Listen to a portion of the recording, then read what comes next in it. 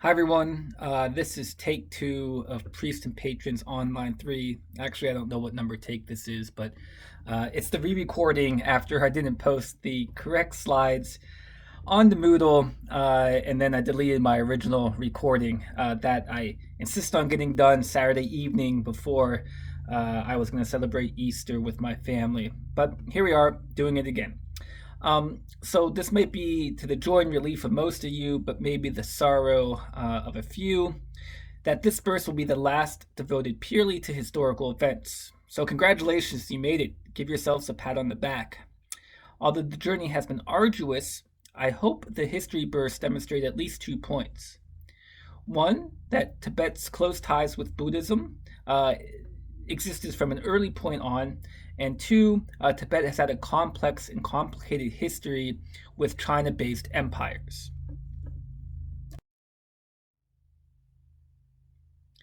As we observed from the maps last week, the Mongol conquest produced one of the largest empires in history. Its corners spanned two continents. The Chagatai Khanate stretched into India, but it wasn't until a Mongol Turk and Muslim descendant of Timur named Babur that a Mongol empire was established and Buddhism suffered persecution. As a result, Tibet emerged as the world's new center of quote unquote authentic Buddhist teachings. As have every empire before and after it, the Mongol Empire also collapsed. Once praised by Pakpa as a type of Dharma king, the Mongols were soon vilified and demonized by Tibetan elite, especially religious clerics. In the mid 14th century, a lama named Ugyen Lingpa wrote, in the Iron Dog year, which is about 1250 or 1251, a Khan who was an incarnation of Namtul the White, and he was a demon once believed to be embodied by Langdharma, will send forth emanations of evil demons. Unhappiness and a rain of weapons will befall the land of Tibet. Woe to the Tibetans! Alas! The border peoples will demolish the center, and Tibet and Kham will fall to pieces. All three provinces of Yu, Tsang, and Kham will be dominated by the Mongols. The message from Ugyen Lingpa was clear. Tibet has shifted from a demon's home to the citadel of Buddhism. Demons now remain on the outskirts, especially in Mongol lands.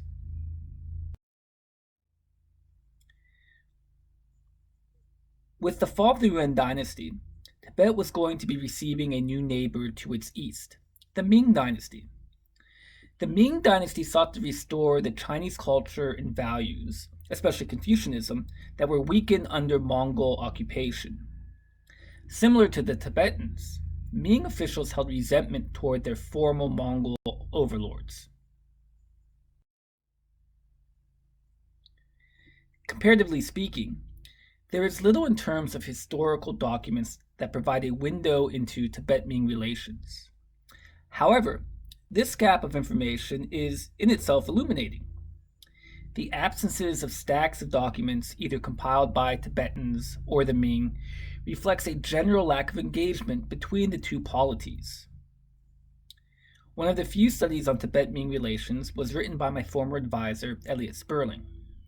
The article attempts to interpret the life of a Tibetan official who served both the Yuan and Ming dynasties, in a city called then Hezhou. Today, Hezhou is called Linxia, and it's a city I've traveled to with regularity. However, it's my research about Islam in China that takes me to Linxia. As you can see from these photographs of a recent trip, the city is now home to a significant number of Muslims. In fact, the city became so important to Muslims in China that they often call it the Mecca of China.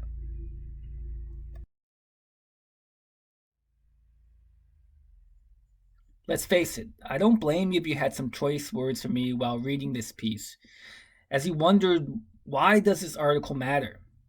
Sperling wrote with tedious detail. Of course, I'm not interested in these specifics, but hopefully you identified and extracted the importance of this study, because Sonam embodies a microcosm of Tibetan Ming relations.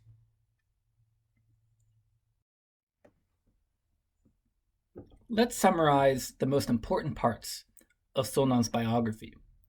Sonam was a Tibetan who lived in Huzhou, who served the Yuan and later submitted to and served the Ming. As a Ming official, he was instrumental in helping the new empire shore up their authority in the region as it tried to reassert Chinese influence. Of course, this process occurs prior to and without predicting the region's Islamicization. Situated at the crossroads of Ming China and eastern Tibet, Huzhou became the site of a trading outpost, which flourished during the so-called tea for horse trade. Essentially, this was the trade between Ming and Tibetans because Tibetan grasslands were and are ideal for breeding cavalry horses, which the Ming was in desperate need of. Fortunately for them, Tibetans had acquired a taste, almost an addiction for Chinese tea. Huzhou became so important that historical Ming documents claim that Huzhou was absorbed by the same imperial office as the one that claimed responsibility of eastern and central Tibet. I say claim here intentionally.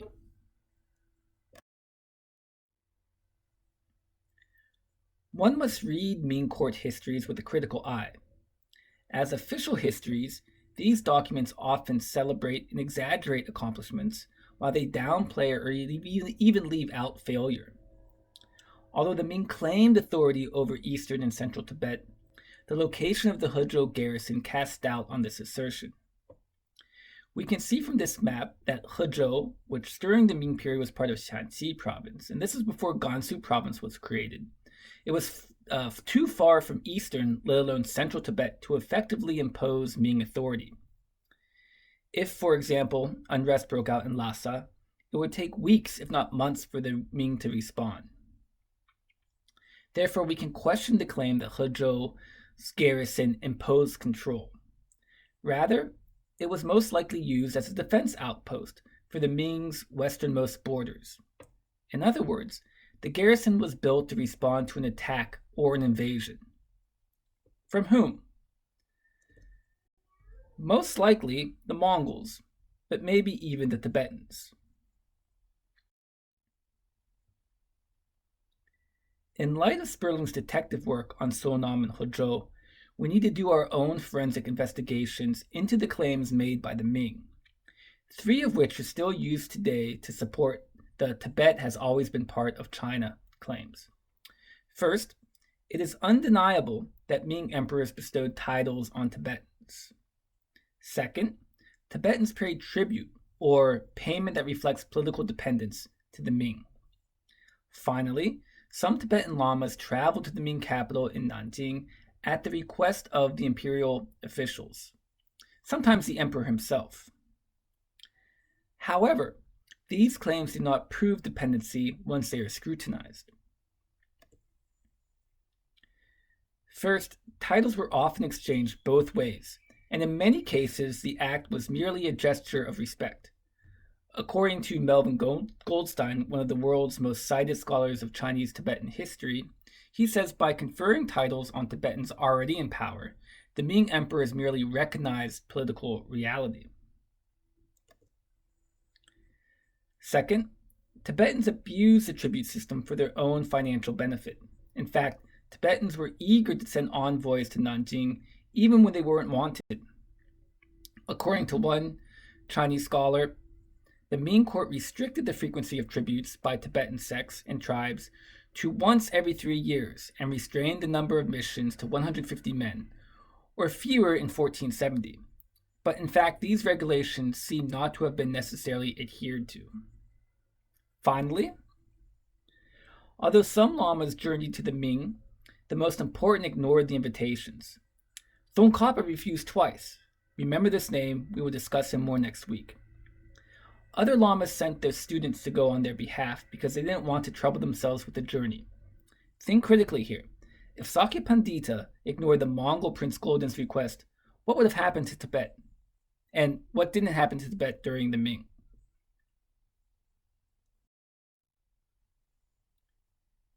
We can now enter the final period in modern, though notice I didn't say contemporary, Tibet history and its relationships with the Qing dynasty, which is the last dynasty of China that ruled from 1644 to 1911.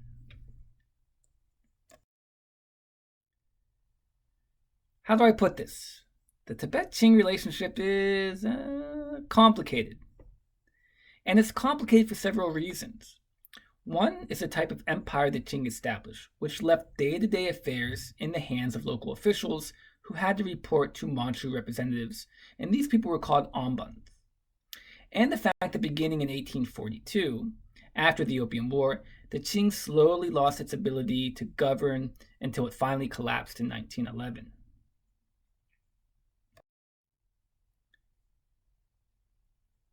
But let's not get too ahead of ourselves. We need to first answer two simple but not easy questions. What is the Qing and who are the Manchu? The Qing was a Central Eurasian empire, not unlike the Mongol Empire, except it was not nearly as big. By empire, I mean that the borders expanded over time, as we will see in the next slide, and the central government, in this case the emperor and imperial offices, ruled the people of the metropole, or center, differently than they ruled their peripheries. The dynasty began after a group of semi-nomadic tribes from far northeastern China, who lived beyond the borders of the Ming dynasty, and these people were called Jurchens, attacked and defeated the Ming. Although the Qing was ruled as a Chinese dynasty, the leaders were Jurchen, who later became known as Manchu, and therefore were culturally and linguistically different from the majority of Chinese people. Nevertheless, the Qing was able to expand their borders far beyond those of the Ming. In fact, the borders of the Qing dynasty are much more expansive than the current lines that demarcate the People's Republic of China. For one obvious example, we see that the Qing possessed the area that is now the country of Mongolia.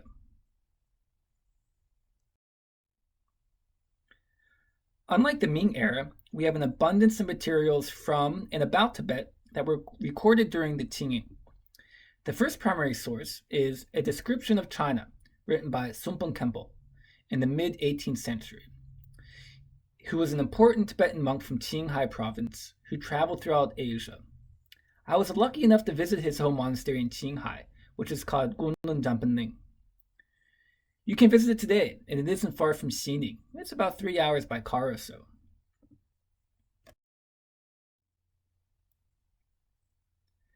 Just to give you a reference point, Gunlun Jampanling, spelled in this slide, is Dgonlung. Don't get me started on Tibetan transliterations. It's situated between two provincial capitals, Xining in Qinghai and Lanzhou in Gansu. The location of this monastery is important because it sits at the crossroads of several ethnic groups: Tibetans, Mongols, Tu, Han, and Hui Muslims. And the monastery regularly had Tibetans, Mongolians, Tus, and Hans among their monks. I don't need to remind everyone that we need to read every source critically, but on the surface, Sumpung Khenpo suggests that Tibet and China are, at this point, still two separate countries. For example, he notes, with respect to the Chinese country. Nowadays, since the Manchu Jurchen king resides in the three-ring fortified city of Beijing, he controls China. There are great, middling, and small-sized cities, 2,000 in all, for the benefit of the two races, Manchu and Han. Of course, he could just be lying. But a more probable explanation is that the Qing, at least at this point in time, were still unable to directly rule over Tibetan areas, even those closer to China such as Gunlun. Pitek provides a more balanced treatment of Tibet-Qing relations, but he had the advantage of looking back and carefully analyzing sources. Remember, Sumpung Khenpo was writing during Qing expansion. Let's comb through some of these details. First, ambans supervised the Tibetan government. Ambans were high-ranking officials that acted on behalf of the Qing in peripheral areas such as Qinghai, Tibet, Xinjiang, and what is now Mongolia. They reported directly to an office called the Li Fan Yuan, which could be translated as something like the Court of Colonial Affairs. Interestingly, though, the ambans sent to Tibet were almost always Manchu, and there were few instances of Mongols or Han Chinese holding the office and therefore overseeing Tibetan affairs. Officially, the Anban was responsible for choosing the most important military general of Tibet, a position known as the Depon. But Pitek discovered that this clause was rarely enforced, and he argued it was a mere formality, and Beijing constantly appointed the man presented as first choice, thus ratifying the proposal of the Tibetan government. Furthermore, the Qing did little to change Tibet's government. Rather, they merely recognized those offices already in place. Because of these reasons, Pitek concludes, of course, the practical working of the institutions and the actual measure of imperial influence and control depended on the local political situation, and even more on the efficiency of the Manchu supervising agency. The latter declined sharply after the Opium War. You may be asking, well, what about the Dalai Lama? Well, next week we will look at his backstories. Well, I guess it would be actually more accurate to say backstory. But hopefully by now you have enough tools to drown out the nationalist discourses about Tibetan Chinese history, and you can develop your own conclusion based on historical facts.